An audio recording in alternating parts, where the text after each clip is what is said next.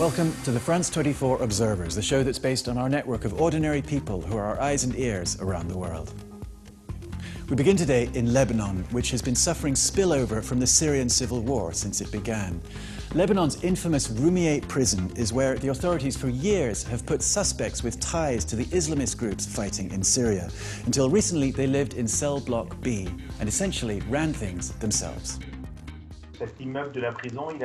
This wing of the prison was reserved for what's generally known in Lebanon as the Islamist prisoners. It means people who are accused of terrorism or of sympathizing or collaborating with extremist Islamist movements. That day, the police went into the wing to move the prisoners to another building. They took them out with only the clothes they were wearing. They wanted to make sure the prisoners didn't make the move with all the illicit products they'd managed to rack up during their years in prison. It's well known that they had mobile phones with internet connections. They had satellite dishes for TV. They even had a room that was set up as a computer room. The prisoners were able to call people on the outside, even appear on talk shows, on live television. On the 2 floors they occupied of the building, they were pretty much running things themselves. Police officers were only allowed in if the Islamists said they could come in. They had strong political connections too. That meant the security services didn't have much desire to set foot in their wing of the prison and set things straight, to make it a place where Lebanese law was in control. What finally made the police go in, according to our sources, is that there was a string of attacks outside the prison, especially one in the north of Lebanon that killed 9 people. It was supposedly organized and managed from inside the prison. Next up, tear gas used against children. It happened in Kenya at a primary school in the capital, Nairobi, when some children tried to demonstrate against a property developer which had taken possession of a playground they used to use across the street. The reason the kids are protesting is that their playground had been grabbed by an unknown developer. The reasons that were given previously by the media, the local media, is that the land grabber owner is part of the hotel that's next to the school. And it said that they wanted to have the place for their vehicles.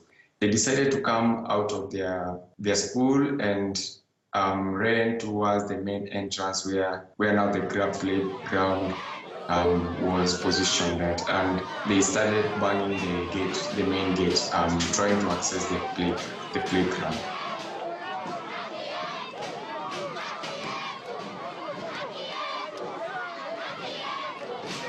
So after like around 3 minutes of burning, the police were already inside the field, and they managed to open the gate, and before the kids could get into the field, 3 cops came in front of the kids and threw tear gas to them, whereby now the kids dispersed and ran to rescue their lives.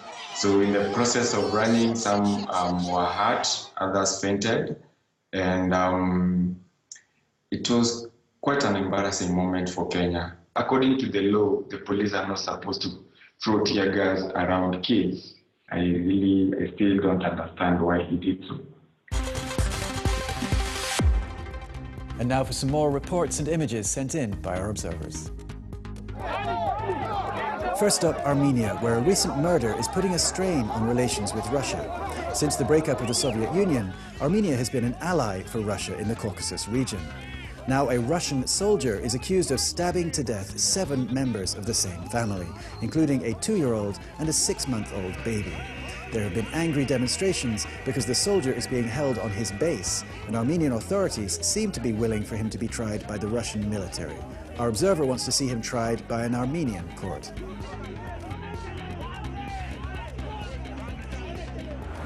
Now to Niger in Western Africa, a video sent in by one of our observers in the capital, Niamey.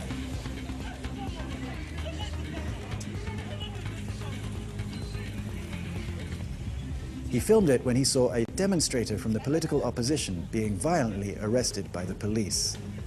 Our observer wonders what would have happened if the demonstrator had tried to resist. traffic cops asking drivers to reach for their wallets. It happens in countries around the world.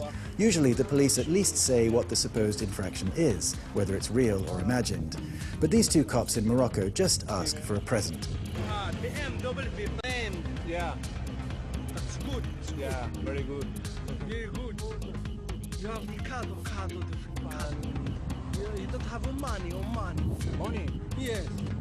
In this case, the biker forks over 100 dirhams, about €9. But the cops aren't bad guys, so they give him some change.